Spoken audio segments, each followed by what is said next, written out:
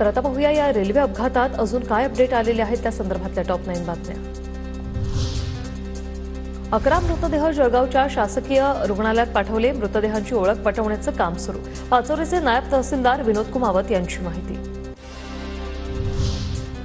जळगाव जिल्ह्यातील पाचोरा नजीक एका अत्यंत दुर्दैवी घटनेत काही लोकांचा मृत्यू झाल्याची घटना अतिशय वेदनादायी। आवश्यक ती सर्व मदत तातडीने पुरवली जाईल, फडणवीसांचं ट्विट। महाराष्ट्रातील जळगावमधील रेल्वे अपघात हा अत्यंत दुःखद। स्थानिक प्रशासन जखमींना सर्वतोपरी मदत पोहोचवत आहे। केंद्रीय गृहमंत्री अमित शहांचा जळगावच्या रेल्वे अपघातावर ट्विट। मृतांच्या नातेवाईकांप्रती माझ्या सहवेदना। जखमींवर योग्य उपचाराच्या सूचना प्रशासनाला दिल्यात। उपमुख्यमंत्री शिंदेंचं जळगाव रेल्वे अपघातावर ट्विट। अपघातातील जखमींच्या बचाव आणि मदत कार्यासाठी रेल्वे आणि जिल्हा प्रशासन युद्ध पातळीवर प्रयत्न। मंत्री गिरीश महाजन घटनास्थळी, प्रशासनाकडून वेगाने मदत कार्य। ट्विट करत उपमुख्यमंत्री अजित पवारांची माहिती। जळगावच्या परधाडे स्टेशनजवळ घडलेली घटना अत्यंत दुःखद।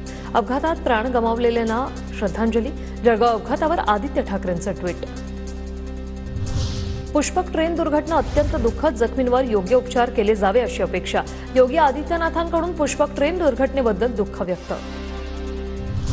अपघातानंतर रेल्वेची वाहतूक सुरळीत। अपघातातील जखमींवर पाचोरा आणि जळगावमध्ये उपचार सुरू। पुष्पक एक्सप्रेस आणि बंगळुरू एक्सप्रेस मार्गस्थ।